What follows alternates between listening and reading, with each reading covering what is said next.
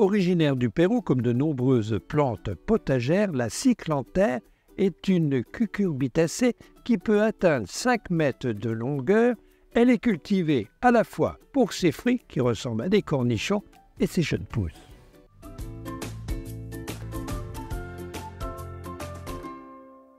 Pour sa culture, la cyclanthère nécessite un support. Ici, il s'agit d'un filet à mailles attaché à une pergola. Alors, comment se cultive la cyclanthère? Exactement comme les concombres ou les cornichons. Ces graines noires se sèment à partir du mois de mars-avril à la chaleur, puis repiquées ensuite dans des godets et rempotées une nouvelle fois dans des pots plus gros, dans une terre riche en humus, en attente qu'il ne gèle plus. Car c'est une plante très frileuse qui a besoin de chaleur pour se développer.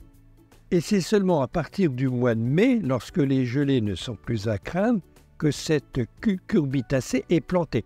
Toujours dans une terre humifère, au pied d'un filet à mailles, ses vrilles s'accrochent pour atteindre plusieurs mètres de longueur.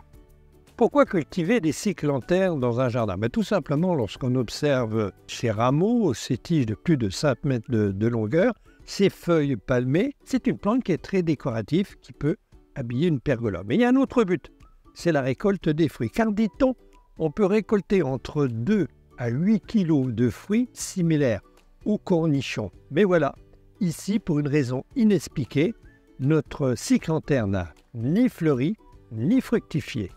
Certainement pas par manque de chaleur, car cet été, il a fait très chaud.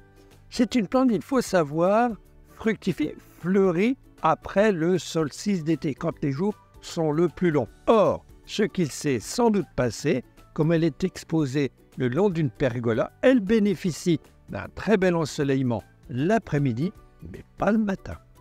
En résumé, la cyclanthère est une merveilleuse plante décorative pour faire de l'ombre sur une pergola, et en plus, elle risque de donner des fruits en forme de cornichons.